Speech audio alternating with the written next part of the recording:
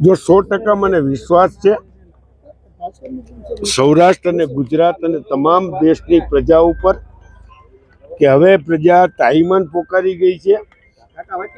આ ક્યાંક ને ક્યાંક અગ્નિકાંડ હોય, ક્યાંક ઝૂલતા પુલના કાંડ હોય, ક્યાંક હરણી ડેમના કાંડ હોય, આ ભારતીય જનતા પાર્ટીના કાંડથી પ્રજા થાકી ગઈ છે અને મને આશા અને વિશ્વાસ છે કે આ વખતે પ્રજા નરેન્દ્ર મોદી સાહેબને જાકારો આપી અને ઇન્ડિયા ગઠબંધનની સરકાર બનશે એવો મને વિશ્વાસ છે। કેટલી સીટની આશા છે ખાસ? અને અમને જીતવાની આશા છે ને સરકાર બનાવવાની આશા છે। અમે ભારતીય જનતા પાર્ટીની જેમ 400ની પારની બંગાળું નહીં મારીએ। રાજકોટ બેઠક ઉપર અમે 100% જીતવાના છે એ આશા છે। રાજકોટ લોકસભા બેઠકની મતગણતરી તૈયારી થઈ ચૂકી છે। સૌ વિધાનસભા બેઠકો ઉપરથી જે કાઉન્ટિંગ એજન્ટો તરીકે બધા જ મિત્રો તૈયારીઓ સાથે આવી ગયા છે। હું પણ અમારા જસદણ વિધાનસભા મતક્ષેત્રના જે મત ગણતરીના એજન્ટો છે એમને બધાને લઈને અહીંયા જ્યાં મત ગણતરી છે એવા એન્જિનિયરિંગ કોલેજ ઉપર અમે આવી ગયા છે। ટૂંક સમયમાં જ 8 વાગે આ મતગણતરી શરૂ થવાની છે। રાજકોટ લોકસભા બેઠક ઉપરથી ભારતીય જનતા પક્ષના ઉમેદવાર તરીકે પરસોત્તમભાઈ રૂપાલા જે ચૂંટણી લડી રહ્યા છે। આ લોકસભા બેઠક અમે ખૂબ સારી બહુમતીથી જીતવાના છીએ।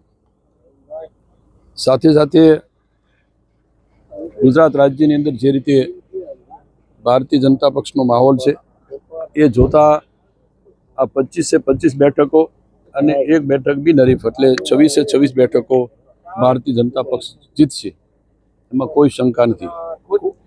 આખા રાજ્યની અંદર જે રીતે ભારતીય જનતા પક્ષનો માહોલ અને સૌ સમાજને સાથે રાખીને ચાલવા વાળો આ પક્ષ એ જોતા ખૂબ સારી રીતે જીતશે।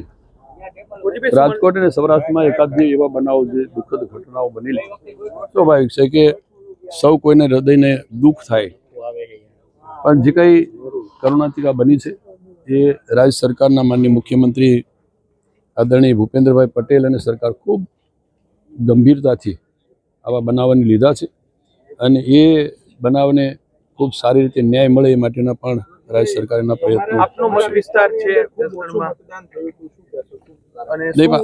અમારા વિસ્તારની અંદર સામાન્ય રીતે થોડી ઉનાળાની અસર થઈ, તાપની અસર થઈ, મતદાન થોડું ગત વખત કરતાં થોડું ઓછું થયું છે, પણ આ વખતનું મતદાન જે થયું છે એ મોટાભાગનું બધું જ ભારતીય જનતા પક્ષના તરફેણમાં થયું છે અને અમારી વિધાનસભા બેઠક ઉપરથી પણ આ વખતે લીડ 20,000ની આસપાસ આ બેઠક ઉપરથી અમે આપશું।